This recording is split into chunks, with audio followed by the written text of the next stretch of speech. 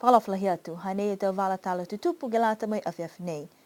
Ko e pungi ni awhi nei liwaki atu wai he komisi haka e pepa tupi whakangahua he whakatuwhono mai tau ua awhi hongfu matolu ke he ua awhi hongfu mawha ke lata mai toto wanga ke tolu waki.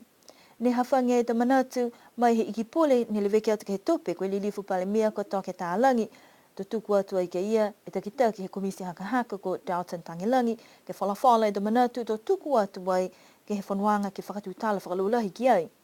Whakakesi manatu fuki whala tau lilifu ke he pepa tupi hakua nā kai tuku atu fuki e langaki ke he wangahau Niuean. Nā kai o tatai he to pepa neua kua tuwhatofa atu mai ki sia fuki tau hikianga. Kua whai whakamamanga mai alo tolu he komisi ke whala da mani kua whiwhiri alo tolu ki ai.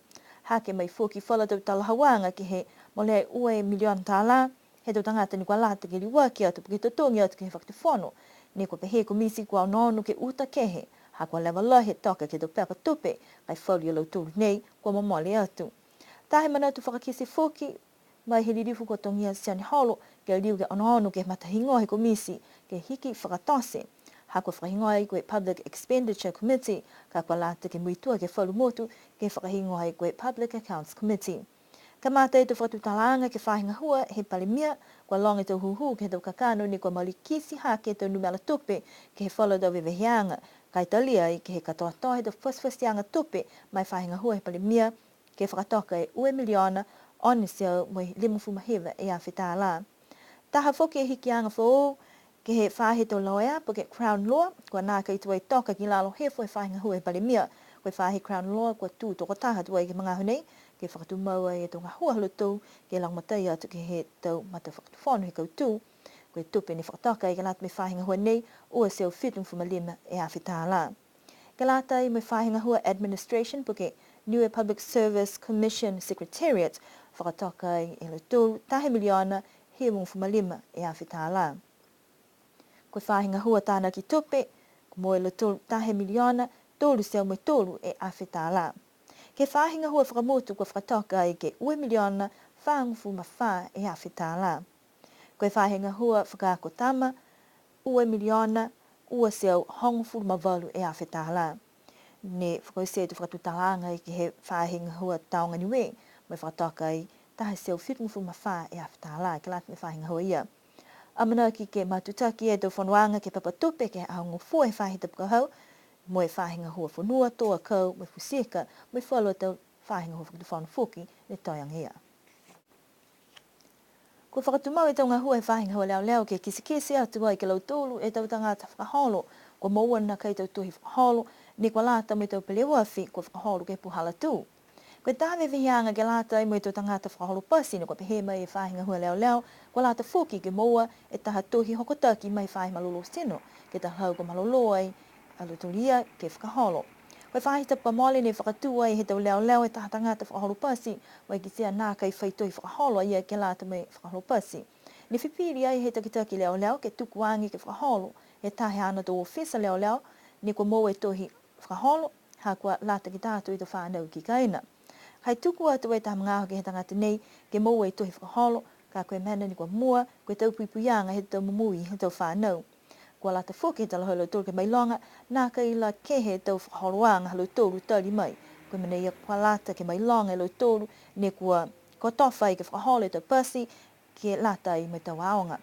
Le tala hau mai fuki e tahu kui he whahi whakaako tama, na hai ia i tau mawihianga he whahinga hua, mo lo tolu ka pule ai ki tau pasi, kua lata ke mau pōpō si e tau whakatokanga, mo e tau lai sini halo tolu ne kua tuku ai ke whakaholo. Koe tau whakatokanga ke lata mo lo tolu ia ne whakaholo tau pasi, kua whakafōwa i ke he tau takitaha e tau lai sini. Kua lata fuki ke ua tu ai langataha he one mahina, ke moa i tau tuhi mai tau ke kafo, kua malolo i tau sino, si kua whakatu mau ai fuki e whahi leo ke kisikisi atu ki ai. Kua talia e whahi whakaako tama mai whahinga hua leo, koe mene ni kua mua te mahuinga, koe puipuianga ke lata mai tau mui he tau whanau. Ko e whahi tapanei ni kua whakamatapatu ai he UNEP mai whahinga hua takatai motu e tau whakaakuanga ke lata mai taha matanga hua ke lata mai puipuianga ke he ia puipui he lalulangi. Ko e tau whakaakuanga nei ni kua lauia e tau la kehe mai he tau pisinisi ta mai koloa ke he whahi tuku hau, tau whahinga hua whakatuwhono tungi whahi tā mai siafi mai whalu foki.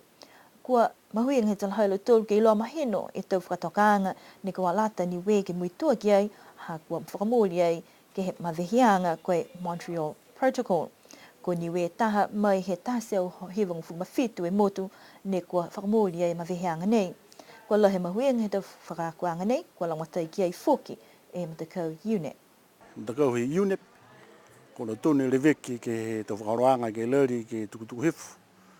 E whakaonga he tau kese, kona ne ke tau mutu tikita. Ko e taha seo hiva fitu e mutu ne kau whalataha ke kau ke tau sianga nei he laurangi. Si inga sia ne mutu me lari ke tuku hifu e tau whakaonga he tau kese kona nei. Si hai e whakatokanga niwe ke lata me fisifasi. Si mai fisilaha niwe ha koe malo foke hinga hua mo lo turu ne nga hua ke tau whakaoranga pēnei tunga lo turu tau technician pia foke mo lo turu i tau whakawhakaroa ne whakaonga tau kese nei ke tau freezer mo tau air condition.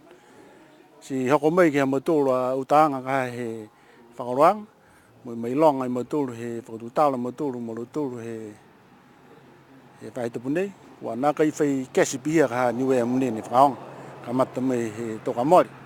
So e kano nei o ningo niwe mai he to mutu whakapā he laulangi nuko a ai whi kesi pēnei ni ka nuko whakaonga ki te tūra mutu ni ko a kerea ke lapa me ia pui pui ka he laulangi. Si whia laha ia lau tūra hiu nepe hako ko sia niwe ke whakamua ke tuanga nei ka e mena ne muime he tua ia ko e whakamololo e whahinga hua mo lau tūru ni kau whalataha ke tau sianga nei ke tauwhi matafuri ia ka haha niwe ka hoki ai ke ua liu whoki ha kese kona ke tamai ke tūra mutu me lari whoki ni me whakailo atu ke laulangi ko pie tuanga he tūra mutu me whakamololo whoki ne whahinga hua ke lari ke whakaako tūra atu hau ke tō mena ke rea ka tutupu mai ka eke ko whakanoa tūra whakaonga e tau kese nei ka longa tō mena ka ke rea ke he tūra tūra mutu. Tala hawai e hukui ni hoko mai mtakau nei, kua whiawhia laha lo tōru, hako niwe taha motu ne kua takitaki ai ke tau whakaroanga, hako mai ke whakamōri ai e lau lahi e tau ngahua, ni kua lati ke tause. Koe mana ni he mga nei, tala hawa ia, ke whakatumau ke pihia, ma ki sia fuki kua lata ke whakatumau e tau whakahoho, me tau whakakuanga ke he tau aonga, ke whakakuata ke tau whanau, ke mai longa e mahuinga he ie pui pui he lalulangi. Kua whakamōri tua i e tau matakau sipote, ke lata mai whetoko he Commonwealth ki Glasgow, Scotland, he tau uawhe hongfu mawha. Pe he tohi kupulahi he matakau sipote aniwe, tōrung fu mawale na whane kua fua ki maha niwe, moe amamana ke niwe ke whakawhano, lime matakau sipote ke he kehe. Ua fulmaone tangata sipote, moe hongfu maua e tau tangata leweki, moe tau hukui sipote haniwe. Koe tau matakau sipote koe heke paskala ke he tau halavau, whana, langa ki mamafa moe olofua polo veli veli. Ke whala to whiwa sipote ki whafo he motu, amanaka niwe ke whakawhanua atua i tāmatakau kua mua te tose, ke hukuia niwe ke he mini games i Wallace mo Futuna, e mahina ha sepetema. Ke matakau haniwe koe chef de mission, ta he whata nofu motu ko jinam hopotoa ke lat me lisi polo mamafa, me lisi lapa sosa mamafa, si ta he whata langa ki mamafa ko Danny Nemani. Pehe tohi kupulahi, tose matakau haniwe kai mitaki, ka kua mamoko fuki ha kua whakahala ue mtakau sipote ke tutungi ai taki tahe e a whetala Amerika, koe mtakau lakapi, fitu, moe mtakau vaka. Ke whala tau whakahaluang sipote koe Queen's Baton Relay kua whakamōli ai ke hoko mai ai ke he motu hea hong whamatulu i te semo. He whakalele whamahani ke hoko mai ai ke he motu mutu osi kua tongasi o atu ai ke o mai ki New Zealandi. Amanaki ke nofu mai ke he wha e aho, tō tuk whenonga he taha whakalele, ka haupa waki ke o atu hako ki Norfolk Island. Koe whetoko lakapi tawa amo ne whakatoka ai ke whakahoko ai he tau ka moli ki niwe, kua liu whakamōli ke he whakahoko ai he mahina hao ke tope tau nei, mai whakahingoa koe Tri-Nation. Pehe takitaki mtakau ko Stan Kaloni kua amanaki whakahoko whakahaluang pele nei, pese ni kua tōhe whedunumela he tau atu motu kua whakamau ki pele ke he tōlu, mai he lima he tau ka mole. Koe tau motu ko niwe, tonga mo Papua New Guinea, ko amana kala tōl ke pale ke aho lima, ke aho hewa, he mahina hao ke topa ki niwe. Lahi foke mtakau haniwe ka hohoku mai nisilani koe tōrong fumalima. Koe ta mtakau whiwhene haniwe laulahi mai niwe. Koe toko hongfu maua mai toko ua mai nisilani. Koe mtakau i tau taane hongo furu mai he motu mai whaa mai i nisilani. Laulahi mtakau tōrong fumalima e tau moi ki lunga o mai osi he motu ko nisilani.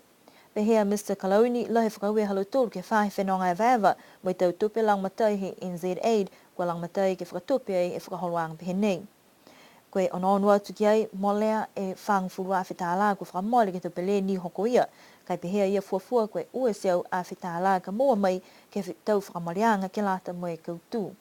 Koe tau whakaholoanga ko whakamau ke nonofu e tau motu ka hoko mai koe motu ko Tonga ki Alufitoke Lau Papua New Guinea ki La Kapa mo Niue ki Matavai. Whakausi mai henei e tau wala tālu tutupu amana ki ke mruene e o ki oki wahatapu ni hanga o tikai tōli riu ke whelewe pehenei foki ke whahitapu ka hau. Nono wha mruene pō.